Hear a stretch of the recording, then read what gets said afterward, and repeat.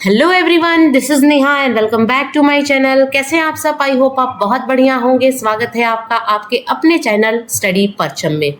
आज का हमारा ईवीएस का टॉपिक है फूड यानी भोजन यानी पर्यावरण अध्ययन में। आज हम भोजन के बारे में पढ़ेंगे और भोजन के बारे में क्या क्या बातें बताई गई हैं एनसीईआरटी ईवीएस में, उन सब चीज़ों को हम आज पढ़ेंगे। एक एक टॉपिक इंपॉर्टेंट है क्योंकि सारे टॉपिक से क्वेश्चंस पूछे जाते हैं in the form of statement, तो बने रहिएगा।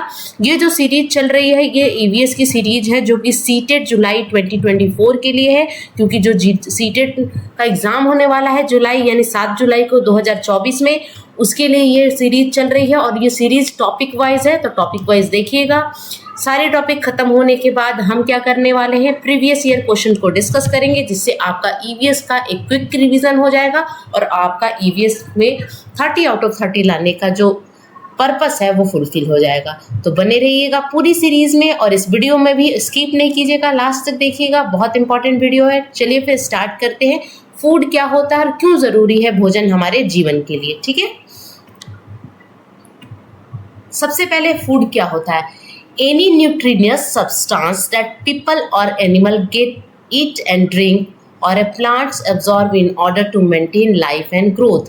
यानी लाइफ को मेंटेन करने के लिए, ग्रोथ एंड डेवलपमेंट होने के लिए ऐसा न्यूट्रियस सब्सटेंस होता है, ऐसा सब्सटेंस होता है फूड जो कि क्या करता है, हमें एनर्जी देता है, हमें जीने का एक क्या देता है, एक मकसद प्रदान करता है। अगर फूड नहीं होगा, अगर हम भोजन नहीं करेंगे तो हमारा लाइफ पॉसिबल नहीं है, हम जीवित नहीं रह सकते हैं। तो किसी भी प्लांट, किसी भी एनिमल या किसी भी पीपल के जीने के लिए खाना और पानी पीना दोनों बहुत ही इम्पॉर्टेंट है। और प्लांट किस रूप में लेता है? Plant absorb in order to maintain life and growth. Plant किसी भी फूड को एब्जॉर्ब करता है in the medium of water and minerals and plant क्या करता है, अपना खाना खुद बनाता है, ठीक है। और हम क्या करते हैं, जो प्लांट के खाना बनाए हुए खाने को हम ग्रहण करते हैं, तो प्लांट क्या है, ऑटोट्रॉप्स है, हम क्या है, हेटरोट्रॉप्स है। हम डिपेंडेंट हैं प्लांट पर, लेकिन प्लांट क्या है, किसी पर डिपेंड नहीं करता, वो अपना खाना खुद बनाता है in the process of photosynthesis. तो सिंपली कहने का मतलब ये है कि अगर हमें जीना है ना, तो जीने के लिए अगर हमें क्या ज़रूरी है, हमें खाना खाना बहुत ज़रूरी है, हमें भोजन ग्रहण करना ज़रूरी है हमारे लिए, ठीक है। भोजन से हमें क्या मिलती है, एनर्जी मिलती है, जिसके कारण हम चल फिर सकते हैं और हमारा क्या होता है, ग्रोथ होता है और हमारा मेंटेनेंस होता है, ठीक है। अब कंपोनेंट ऑफ फूड के बारे में एक बार हम हिंदी में पढ़ेंगे कि भोजन हर जीवित प्राणी के लिए ग्रहण करना आवश्यक है, जो कि ऊर्जा का एकमात्र स्रोत है ना, ठीक है। तो कंपोनेंट ऑफ फूड क्या है, सबसे पहले पढ़ेंगे कि कंपोनेंट ऑफ फूड किसे कहते हैं। तो major nutrients in our food are called carbohydrate, protein, fats, vitamins and minerals. ये जो पांचों है ना, ये आपको जो कार्बोहाइड्रेट दिख रहा है, fat, protein, fats, vitamins and minerals, ये these are the components of food, है ना। मेजर कंपोनेंट्स ऑफ फूड इसी को कहेंगे, है ना। और इसको और क्या किस नाम से हम जानते हैं, ये न्यूट्रिएंट्स है ना, जो कि हमारे बॉडी का प्रॉपर ग्रोथ करने में क्या करते हैं, हेल्प करते हैं, है ना। तो हमको क्या है ना कि हमें सिर्फ भोजन नहीं लेना, हमें बैलेंस डाइट लेना है। बैलेंस डाइट का मतलब है कि एक संतुलित आहार लेना है, जिससे कि हमारा ग्रोथ जो है वो बहुत अच्छे से हो सके, हम माल न्यूट्रिशन के शिकार ना हो सके, है ना। इसलिए हमें एक प्रॉपर अमाउंट ऑफ खाना लेना है और उस खाने की थाली में आपको कार्बोहाइड्रेट भी होना चाहिए, ठीक है, प्रोटीन भी होना चाहिए, फैट्स भी होना चाहिए, विटामिन्स भी होना चाहिए और मिनरल्स भी होना चाहिए, जिसको हम क्या बोलते हैं, बैलेंस डाइट। यानी वह ऐसी डाइट जिसमें हर चीज़ हो, जिससे हमारा अच्छे से ग्रोथ एंड डेवलपमेंट हो सके, ठीक है। In additional food also contain dietary fat. अब देखिए ये 5 जो हमने न्यूट्रिएंट्स पढ़े, जिसको हम कंपोनेंट ऑफ फूड कहते हैं, carbohydrate, protein, fats, vitamin and mineral. इसके अलावा 2 ऐसी चीज़ हैं जिसको हम डाइटरी फाइबर कहते हैं और वाटर कहते हैं। ये दोनों भी बहुत ज़रूरी है हमारे बॉडी के लिए। क्यों ज़रूरी है? क्योंकि इन दोनों का काम क्या होता है कि वाटर क्या करता है, हम जो खाना खाते हैं उसको डाइजेस्ट करने में हेल्प करता है और हमारे बॉडी के टेम्परेचर को मेंटेन करता है। जो हमारे बॉडी का जो तापमान होता है उसको क्या करता है, कंट्रोल करता है, उसको मेंटेन करने में वाटर हेल्प करता है। और डाइटरी फाइबर क्या करता है, जिसको हम रफेज भी बोलते हैं, तो ये हमें क्या करता है, हमारे जो हमारा फूड है उसको ईजिली डाइजेस्ट करने में हेल्प करता है। तो इन सब के साथ डाइटरी फैट और वाटर भी ज़रूरी है। अब कार्बोहाइड्रेट एंड फैट क्या होता है? ये एनर्जी गिविंग फूड होता है। Carbohydrate and fat is a energy giving food, और इससे हमें क्या मिलती है? एनर्जी मिलती है ना। आपने देखा होगा कि स्पोर्ट्स पर्सन को जनरली वो क्या खाते हैं? जनरली आपने स्पोर्ट्स पर्सन को देखा होगा कि वो बनाना इंटेक करते हैं, यानी केला खाते हैं। केला क्या है? One of the source of carbohydrate. Carbohydrate उसमें बहुत ज़्यादा मिलता है, और क्या करेगा? इंस्टेंट एनर्जी देने का काम करता है केला यानी बनाना। तो कार्बोहाइड्रेट एंड फैट्स क्या देता है? हमें एनर्जी देता है, इसीलिए एनर्जी गिविंग फूड के कैटेगरी में हम इसको रखते हैं। अगला है protein and minerals. Protein and minerals क्या होता है? Are needed for the growth and maintenance of our body. अब प्रोटीन एंड मिनरल्स किस लिए जरूरी है? सारे जितने भी कंपोनेंट ऑफ फूड है या न्यूट्रिएंट्स है, सबका अलग अलग अपना अपना एक रोल, अपना अपना काम है। तो अभी हमने क्या पढ़ा कि एनर्जी हमें फैट एंड कार्बोहाइड्रेट देगा। प्रोटीन एंड मिनरल से हमारा ग्रोथ एंड मेंटेनेंस बॉडी का बना रहेगा, जो हमारी टिश्यू को जो खराब हो चुकी है उसको ठीक करेगा, रिपेयर करेगा, हमारे बोन एंड हमारे मसल्स को स्ट्रांग बनाएगा। कौन? Protein and mineral. समझ में आई बात? चलिए नेक्स्ट देखेंगे। What is vitamins? तो विटामिन्स क्या होता है? हमने क्या पढ़ा? कार्बोहाइड्रेट क्या होता है, फैट्स क्या होता है, प्रोटीन क्या होता है, मिनरल्स क्या होता है। अब विटामिन्स भी हमारे बॉडी के लिए बहुत ज़्यादा इंपॉर्टेंट है, तो हम विटामिन्स के बारे में पढ़ेंगे कि विटामिन्स क्या होता है, यानी विटामिन्स क्या होता है। ठीक है, तो vitamins are the natural and essential nutrients. Vitamin क्या होता है? नेचुरल और इसेंशियल, यानी नेचुरल है और इसेंशियल भी न्यूट्रिएंट्स है। ठीक है, रिक्वायर इन स्मॉल क्वांटिटी, यानी विटामिन को हम कैसे लेते हैं? छोटे से क्वांटिटी में लेते हैं, थोड़े से अमाउंट में लेते हैं, और play a major role in a growth and development. यानी हम विटामिन थोड़ा लेते हैं लेकिन इसका रोल जो होता है वो बहुत बड़ा होता है। यानी विटामिन हम थोड़े थोड़े अमाउंट में लेते हैं लेकिन उसका रोल बहुत बड़ा होता है, और वो ग्रोथ एंड डेवलपमेंट, रिपेयर करने में, हमारे किसी भी बॉडी टिश्यू सेल को, हमारा कोई उंड हो गया है, कोई घाव है जिसको भरने में, maintaining health and bone and tissue, आपका जो बोन हेल्दी हो, आपका टिश्यू हेल्दी हो, proper functioning of immune system बहुत इंपॉर्टेंट है। इम्यून सिस्टम की प्रॉपर फंक्शनिंग कराने में किसका काम होता है? विटामिन्स का काम होता है। एंड अदर बायोलॉजिकल फंक्शन, यानी देखिए एक विटामिन को हम नेचुरल रिसोर्स से पाया जाता है और बहुत इसेंशियल है। इससे हमें क्या पता चला कि हमारे ग्रोथ एंड डेवलपमेंट में हेल्प करता है, हमारे टिश्यू को हेल्दी बनाता है, हमारे बोन को हेल्दी बनाता है, और सबसे ज़्यादा इंपॉर्टेंट कि हमारे इम्यून सिस्टम का प्रॉपर फंक्शनिंग हो सके। इम्यून सिस्टम क्या होता है? जिससे हम क्या करते हैं? हम डिजीज से लड़ने की जो हमारी क्षमता होती है, जो बीमारियों से लड़ने की क्षमता होती है, उसको बढ़ाने का काम कौन करता है? विटामिन्स कहता है, जिसको हम विटामिन्स भी कहते हैं। टाइप्स ऑफ विटामिन पढ़ना है, बहुत इंपॉर्टेंट है। बेस्ड ऑन सॉलिबिलिटी, यानी सॉलिबिलिटी के बेस पर, है ना, based on solubility vitamin has been classified into 2 different group.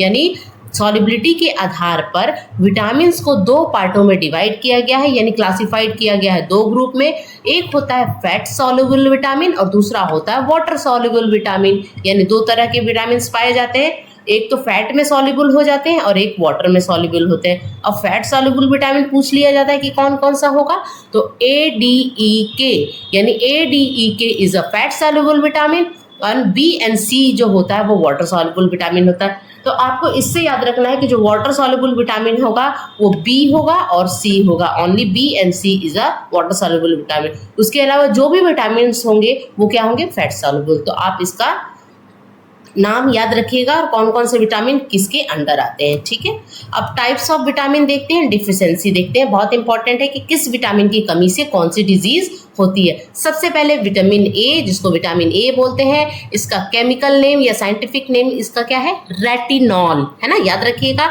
Vitamin A को हम रेटिनॉल भी कहते हैं। और विटामिन ए की कमी से क्या होता है? नाइट ब्लाइंडनेस, है ना, रतौंधी हम हिंदी में बोलते हैं। ठीक है, अगला है विटामिन B1, जिसका साइंटिफिक नेम क्या है? थायमीन, यानी विटामिन B1 को हम थायमीन के नाम से जानते हैं। और विटामिन B1 की कमी से होता है बेरी नाम की एक डिजीज।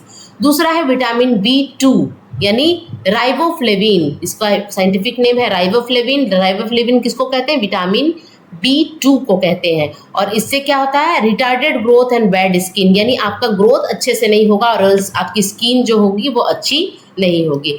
अगला विटामिन है, बहुत इंपॉर्टेंट है, विटामिन B12 जिसको साइनोकोबालामीन बोलते हैं, है ना। विटामिन B12 को क्या बोलते हैं? साइनोकोबालामीन। और इसकी कमी से क्या होता है? अनेमिया, है ना, अनेमिया होता है, ठीक है। तो अनेमिया बहुत तरह के होते हैं, विटामिन B12 की कमी से भी अनेमिया होता है और एक आयरन की कमी से भी क्या होता है? अनेमिया होता है। तो वो आयरन डिफिशिएंसी वाला अनेमिया अलग होता है और विटामिन B12 वाला अनेमिया अलग होता है। तो सबका साइंटिफिक नेम जरूर आप याद रखिएगा, ठीक है ना। विटामिन सी को हम स्कॉर्बिक एसिड कहते हैं, है ना। और ये इससे क्या होता है? स्कर्वी होता है। स्कर्वी डिजीज का नाम आपने सुना होगा ना, जो ब्लीडिंग गम्स का नाम सुना होगा। आपके गम्स में से ना क्या होते हैं? ब्लीडिंग निकलती है ना। आपके मसूड़ों में से जब खून आता है तो वो होता है स्कर्वी, है ना। विटामिन डी जिसको हम कैल्सीफिरोल कहते हैं, उसकी कमी से क्या होता है? रिकेट्स एंड ऑस्टोमलेशिया, 2 होता है, ठीक है। तो विटामिन डी की कमी से क्या होता है? कैल्सीफिरोल। और best source of vitamin D अगर पूछा जाए तो कौन है? हमारा सनलाइट। सनलाइट से आपको क्या मिलता है? विटामिन डी मिलता है और विटामिन डी को क्या कहते हैं? कैल्सीफिरोल। अगला विटामिन है विटामिन के जिसको फाइलोक्यूनिन बोलते हैं, है ना। इससे क्या होता है? Excess bleeding due to injury. जैसे ही आपकी अगर विटामिन के की कमी हो जाएगी तो आपकी इंजरी होगी। मान लीजिए आपकी कोई कट लग गई तो कट लगने से आपकी ब्लीडिंग बहुत ज़्यादा होगी, क्योंकि विटामिन के जो है वो बहुत इंपॉर्टेंट रोल प्ले करता है ब्लड क्लॉटिंग में। आगे आप जब साइंस पेपर 2 दोगे तो उसमें मैं एक एक चीज़ को बहुत अच्छे से पढ़ाऊंगी कि विटामिन के किस तरह ब्लड क्लॉटिंग में हेल्प करता है, ठीक है। चलिए नेक्स्ट हम क्या देखेंगे? इस चार्ट को याद रखिएगा। अगर आप स्क्रीनशॉट लेना चाहते हैं तो ले सकते हैं, बहुत इंपॉर्टेंट है किसी भी टीचिंग लेवल के एग्जामिनेशन के लिए, चाहे वो सीटेट हो या अदर किसी भी टीचिंग लेवल के एग्जाम की आप तैयारी कर रहे हो, आपके लिए ये वीडियो बहुत ज़्यादा इंपॉर्टेंट है ना। क्योंकि नॉलेज कहीं वेस्ट नहीं होता है। आप इसका कहीं ना कहीं इसका यूटिलाइजेशन कर सकते हैं, ठीक है। टाइप्स ऑफ मिनरल्स पढ़ेंगे। अभी हमने टाइप्स ऑफ विटामिन पढ़ा। टाइप्स ऑफ मिनरल्स में सबसे पहले हम कैल्शियम पढ़ेंगे, है ना। कैल्शियम की कमी से क्या होता है? ब्रिस्टल बोन, एक्सेस ब्लीडिंग हो जाएगी। फास्फोरस क्या है? एक टाइप्स ऑफ मिनरल्स है। फास्फोरस की कमी से आपकी क्या होगी? बेड टीथ और बोन्स होगी। इसीलिए जो टूथपेस्ट आते हैं ना उसमें आपको कैल्शियम एंड फास्फोरस का कुछ आपको उसमें मिलेंगे। कैल्शियम एंड फास्फोरस से बने हुए मिलते हैं, ठीक है। आयरन आ गया। आयरन की कमी से क्या होता है? एनीमिया होता है, ठीक है। आयोडीन की कमी से ग्वाइटर होता है, जिसको हम इनलार्ज थायराइड ग्लैंड कहते हैं। थायराइड ग्लैंड जो होता है गले के पास होता है, वो इनलार्ज लटका हुआ दिखेगा, उसको हम ग्वाइटर बोलेंगे। और कॉपर की कमी से लो एप्टीट्यूड एंड रिटार्डेड ग्रोथ होता है। तो आप ध्यान में रखिएगा इन सब मिनरल्स के नाम, ठीक है। चलिए नेक्स्ट हम देखेंगे मामाडी टांड्रा यानी आम पापड़ के बारे में बताया गया है एनसीईआरटी में कि आम पापड़ क्या होता है, कैसे बनता है, उसके बारे में हम देखते हैं ना। It is also mamidi tandra is also known as aam papad. मेमिडी टेंड्रा को हम क्या बोलते हैं? आम पापड़ बोलते हैं in India. It is one of the most delicious things which is made from ride mango. यानी आम पापड़ हम कैसे बनाते हैं? राइड मैंगो से, पके हुए आम से हम आम पापड़ बनाते हैं। और it require for 4 week for preparation. और आम पापड़ बनाने के लिए हमें कितना टाइम लगेगा? 4 वीक का समय लगेगा। यानी 4 हफ्ते के समय के बाद हमारा आम पापड़ तैयार हो जाता है। और किससे बनाते हैं? हम पके हुए आम से बनाते हैं। अब 4 वीक का समय क्यों लगता है, कैसे लगता है, वो हम देखेंगे ना। Things which are required to make mamidi tandra are mat.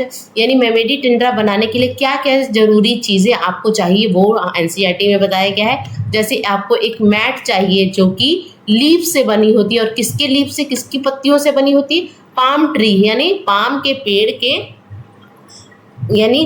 पेड़ के पत्तों से बनी हुई लीफ जो होती है उससे क्या बनता है? मैट बनाया जाता है। यानी पत्तों को जोड़ जोड़ के मैट बनाया जाता है। तो उसके लिए सबसे पहले आपको एक मैट चाहिए, पोल्स चाहिए जो कि ट्री से बने होते, स्ट्रिंग्स ऑफ कोकोनट हस्क यानी कोकोनट हस्क से बनी हुई रस्सी चाहिए, and some amount of jaggery and sugar. और कुछ अमाउंट ऑफ जैगरी यानी गुड़ और शुगर यानी आप चीनी बोलते हो वो चाहिए। तो इन सब चीज़ों की आवश्यकता होती है जब आप आम पापड़ बनाते हो, ठीक है।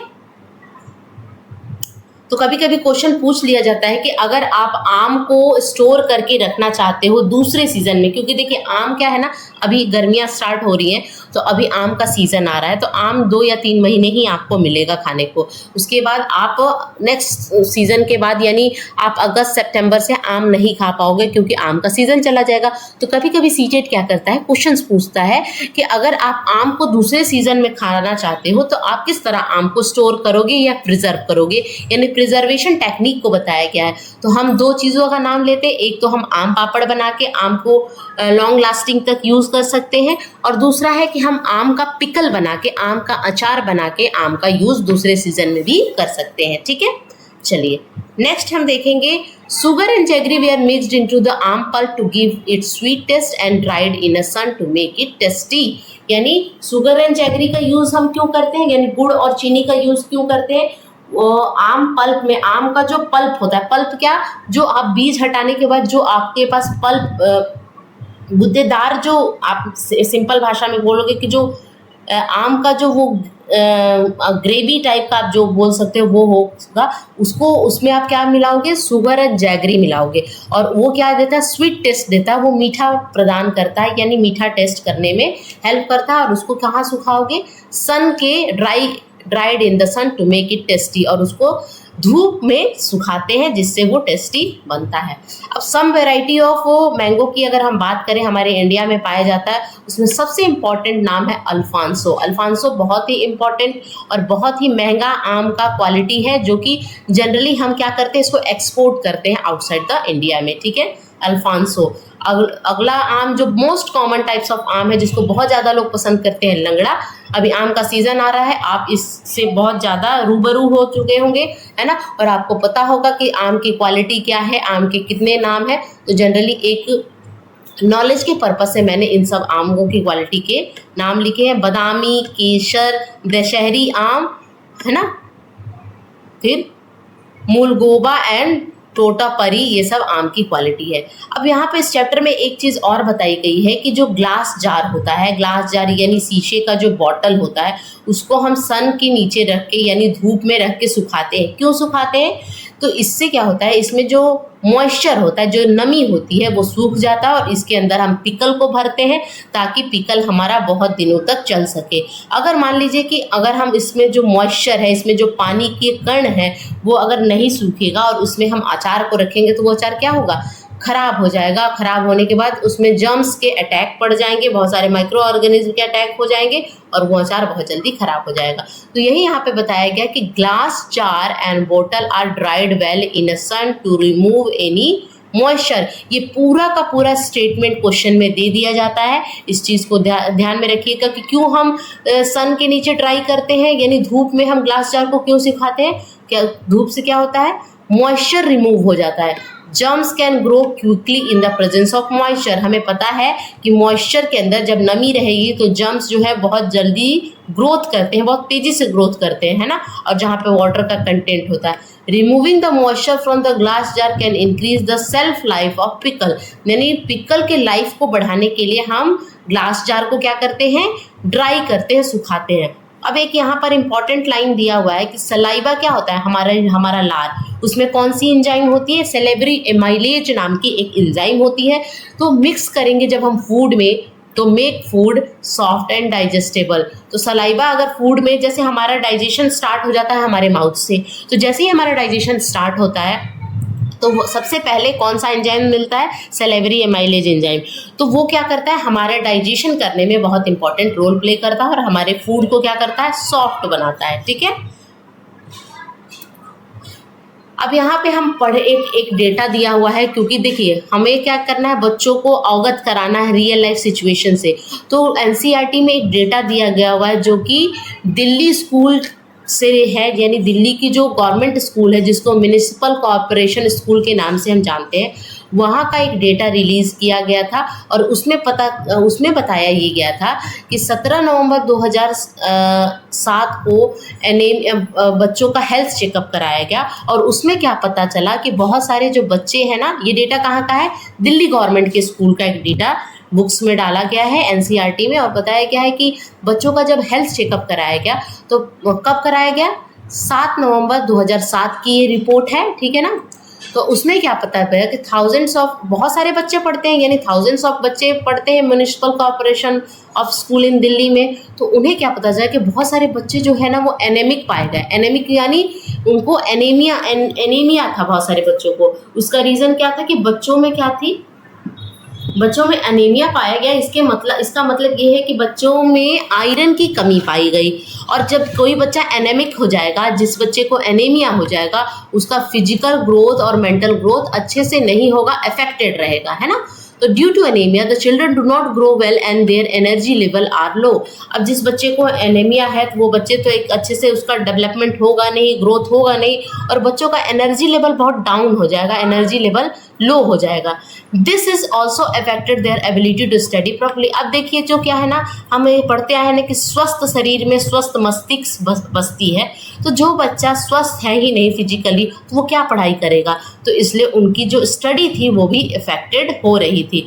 Now the health checkup are being done in the school and health card are being made for all the children। Anaemic children को क्या दिया गया, आयरन टैबलेट डिस्ट्रीब्यूट किया गया। जो भी बच्चे एनीमिया से प्रभावित थे, जिनको एनीमिया नाम की डिजीज थी जो कि आयरन की कमी से होती है, उनको आयरन का टैबलेट दिया गया ताकि उनका जो आयरन डिफिशिएंसी था, जिससे उनको एनीमिया डिजीज थी, वो उसको ओवरकम कर दिया जाए। ठीक है, तो यहाँ पे एक बच्ची का रिपोर्ट है, वो यहाँ पर एनसीईआरटी में दिया हुआ था, इसलिए मैंने यहाँ पर लगाना ज़रूरी समझा। ठीक है, अब एक बार थोड़ा सा हम पढ़ लेते हैं जिससे क्वेश्चन बनते हैं ना। Anaemia is cause due to the low iron level in our body. हमारे बॉडी में जब आयरन लेवल कम हो जाता है तो एनीमिया नाम की डिजीज होती है। This is a types of anaemia known as iron deficiency anaemia. ये वह एनीमिया है जो कि आयरन डिफिशिएंसी से होती है। If the body does not have enough iron, जब हमारे बॉडी में बहुत ज़्यादा आयरन नहीं होता है तो it can not produce enough component of red blood cell that allow carry to oxygen और हीमोग्लोबिन। यानी कहने का मतलब ये है कि जो एनीमिया होता है आयरन की कमी से होता है। अगर हमारे बॉडी में आयरन की कमी होगी तो आरबीसी जो होता है, आरबीसी को हम रेड ब्लड सेल बोलते हैं, है ना। ये क्या है, एक सेल, एक ब्लड का कंपोनेंट है ना। RBC is a parts of blood. तो ये बनेगा नहीं। जब ये नहीं बनेगा तो इसका काम क्या होता है कि वो ऑक्सीजन को कैरी करता है। हमारे बॉडी में ऑक्सीजन को कैरी करने वाला कौन एजेंट है, आरबीसी है। देखिए आयरन नहीं होगा, सबसे पहले यहाँ देखिए कैसे कनेक्शन है। आयरन जब नहीं होगा तो आरबीसी नहीं बनेगा, आरबीसी नहीं रहेगा तो ऑक्सीजन, हमारे बॉडी में ऑक्सीजन कैरी करने वाला एजेंट भी नहीं रहेगा। इसलिए, और आरबीसी में एक क्या होता है, ऑक्सीजन कैरी करने वाली एक एजेंट होता है जिसको हीमोग्लोबिन बोलते हैं। हीमो मतलब आयरन, ग्लोबिन मतलब प्रोटीन। ठीक है, तो हीमोग्लोबिन जो होता है वो ऑक्सीजन को कैरी करता है, जो कि आरबीसी में पाया जाता है। और आरबीसी नहीं बनेगा तो ऑक्सीजन कैरी करने वाला एजेंट भी नहीं रहेगा। इसीलिए आयरन का इंटेक करना बहुत ज़रूरी है। अब अपने बॉडी में आयरन का लेवल अगर आपको बढ़ाना है तो आपको आयरन रिच फूड खाना पड़ेगा। जैसे आपको आंवला खाना पड़ेगा, स्पिनच खाना पड़ेगा एंड जैगरी। गुड़ खाने से आपका आयरन लेवल बढ़ता है और हीमोग्लोबिन बढ़ेगी। स्पिनच खाने से यानी साग खाने से और आंवला खाने से आपका आयरन लेवल आपके बॉडी में बढ़ेगा और आपका हीमोग्लोबिन लेवल भी ऊपर जाएगा। तो एक फीमेल में करीब 12 के आसपास हीमोग्लोबिन होना चाहिए और एक मेल में 14 के आसपास हीमोग्लोबिन का लेवल होना चाहिए। ठीक है, चलिए नेक्स्ट देखना है हमें क्या पढ़ना है। नेक्स्ट देखना है, एक चैप्टर है जिसका नाम है अ ट्रीट फॉर मॉस्किटो, है ना। अब इसमें बहुत इंटरेस्टिंग बात बताई गई कि कैसे मलेरिया नाम की डिजीज का डिस्कवर हुआ और कैसे पता चला कि मलेरिया क्यों, कैसे और कब स्टार्ट हुआ। ठीक है, तो disease was found in a area where there was a lots of rain और इन ए स्वैम्पी प्लेस। यानी ऐसा एक डिजीज फैला, है ना, एक ऐसा डिजीज पाया गया।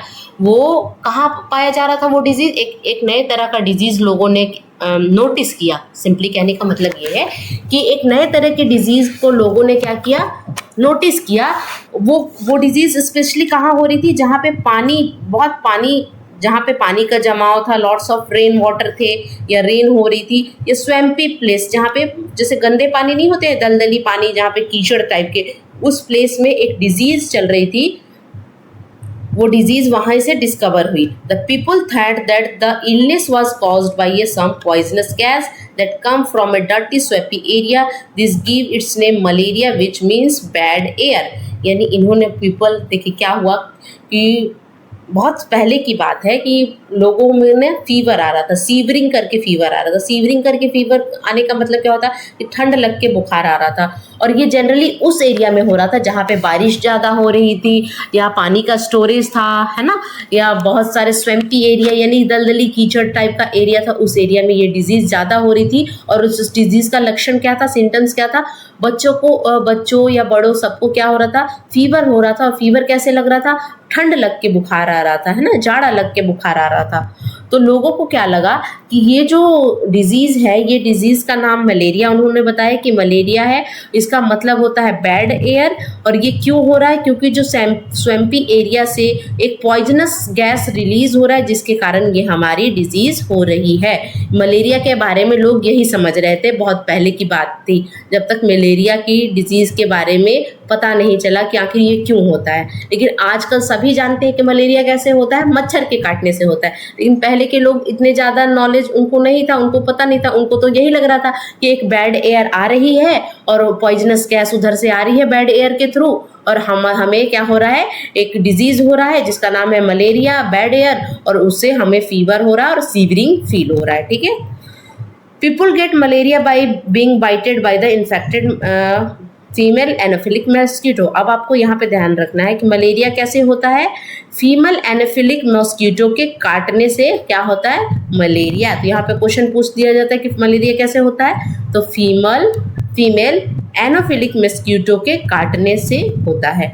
मेडिसिन ऑफ मलेरिया क्या है, dried and powder bark of cinchona tree, यानी सिंकोना ट्री के बार्क से क्या बनाया जाता है, मलेरिया का मेडिसिन को बनाया जाता है। ड्राई बार्क लेंगे, यानी पेड़ की छाल लेंगे, सिंकोना ट्री के पेड़ों की छालों को ड्राई करके पाउडर बना के उस डिजीज़ की मेडिसिन को बनाया जाता है। किस डिजीज़ की, मलेरिया की मेडिसिन को बनाने के लिए हम किसका यूज़ करते हैं, dry and powder bark of cinchona tree. अब देखिए, अब किस साइंटिस्ट ने इस मलेरिया नाम की डिजीज़ का डिस्कवर किया, और उन्होंने बताया कि मलेरिया कोई बैड एयर नहीं है या पॉइजनस गैस से नहीं हो रहा है, मलेरिया किससे हो रहा है, मच्छर के काटने से हो रहा है। ठीक है, अब यहाँ पे हम बात करेंगे, साइंटिस्ट का नाम है रोनाल्ड रॉस, याद रखिएगा, जिन्होंने मलेरिया की डिस्कवरी की। ठीक है, a scientist creeped into a mosquito stomach, एक साइंटिस्ट थे जिन्होंने मॉस्किटो के स्टमक में झांक कर देखा, है ना।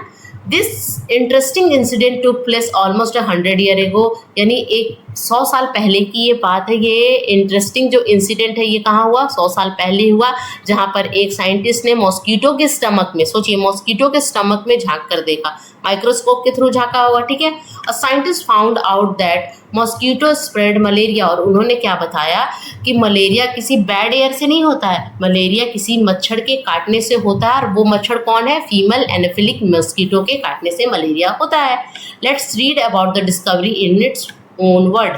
माई फादर वॉज ये एक स्टेटमेंट बनाकर, पैराग्राफ बनाकर ये दिया हुआ है एनसीईआरटी में, इसीलिए मैंने इसको आपको पढ़ाना ज़रूरी समझा। ठीक है, my father was a general in a Indian army, ये क्या थे, ये ब्रिटिश थे। रोनाल्ड रॉस क्या थे, ब्रिटिश थे। अब आपको पता है कि 100 साल पहले किसका राज था, अंग्रेजों का राज था।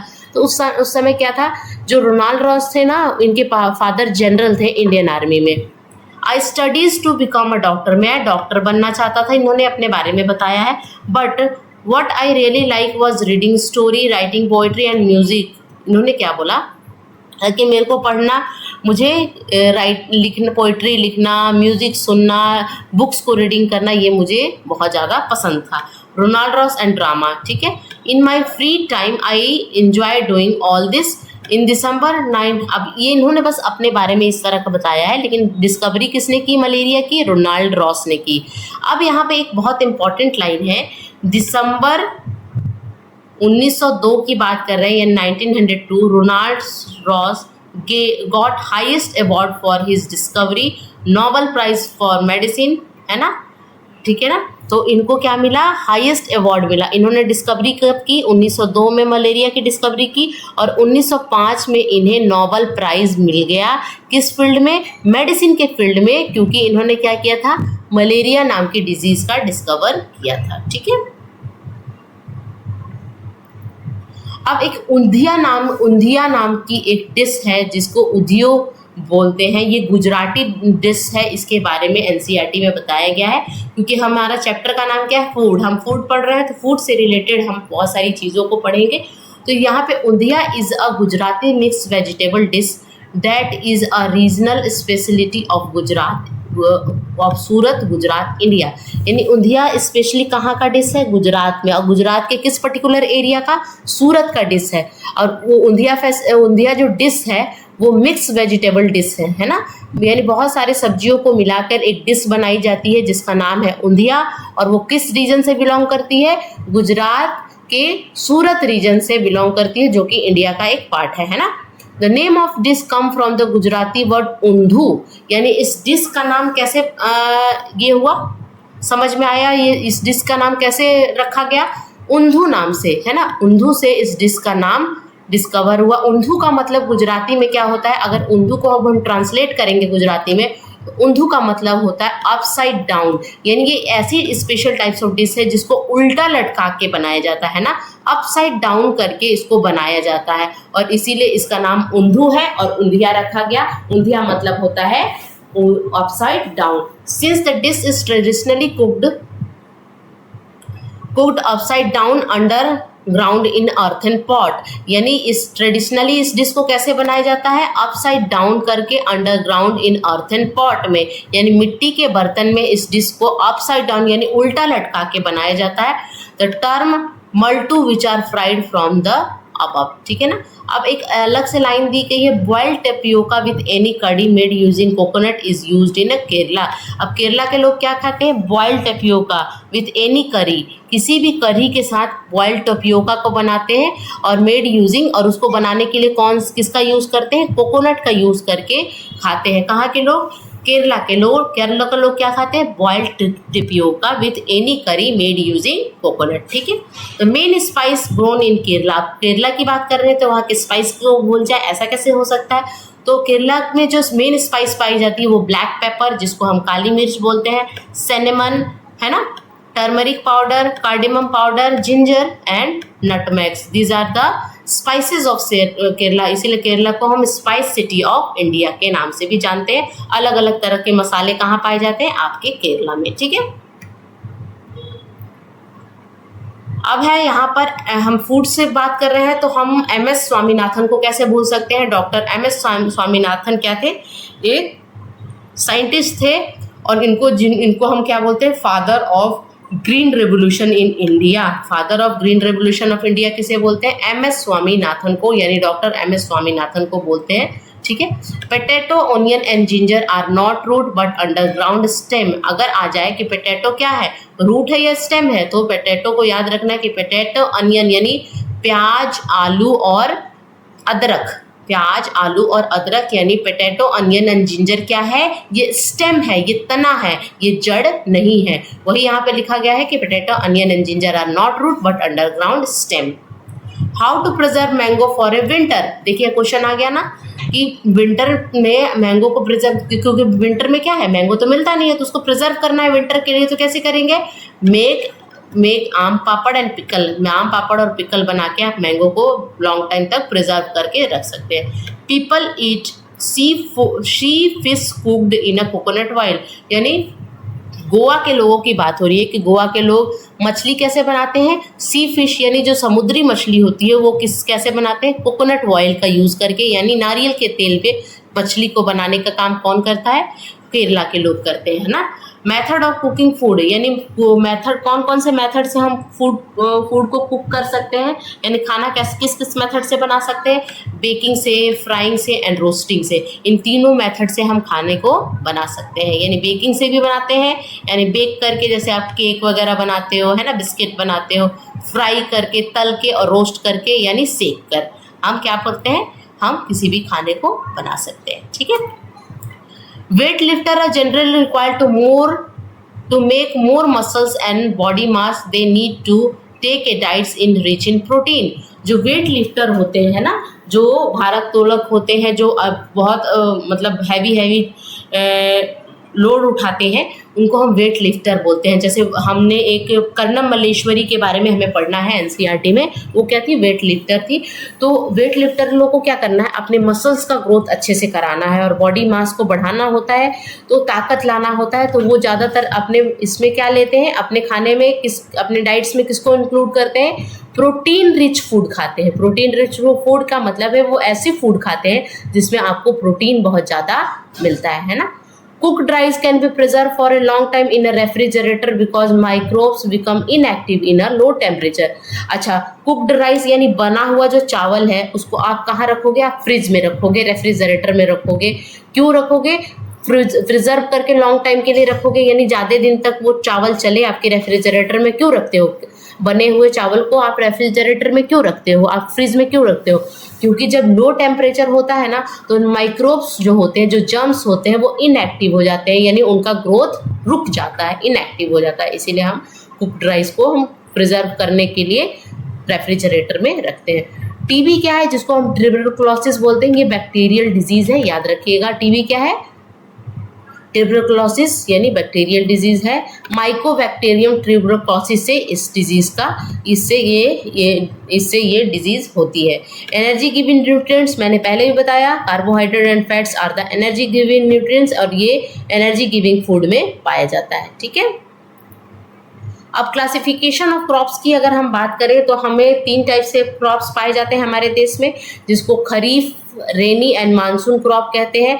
खरीफ, रेनी एंड मानसून क्रॉप कब होता है, ये अक्टूबर, यानी क्रॉप ग्रोन इन ए मानसून एरिया, है ना, मानसून सीजन में ये होता है।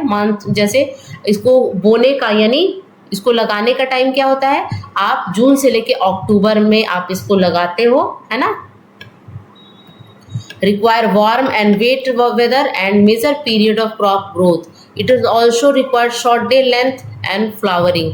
तो खरीफ, रेनी एंड मानसून सीजन वाले मेनली आपको ये देखना है कि कौन कौन से क्रॉप होंगे। तो cotton, rice, jowar and bajra, these are a kharif crop.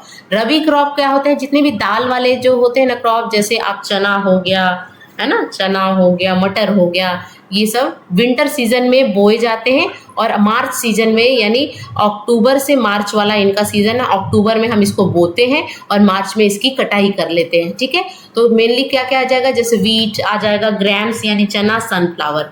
और समर सीजन यानी जैद सीजन वाले क्रॉप्स कौन से हैं, जैसे जो ठंडे फल होते हैं ना, जैसे आप ग्राउंडनट बोलो, वाटरमेलन बोलो, पंपकिन बोलो, गार्ड बोलो, ये सब आपको मार्च वगैरह में बोए जाते हैं और आपके मई वगैरह में काट लिए जाते हैं, मई जून में।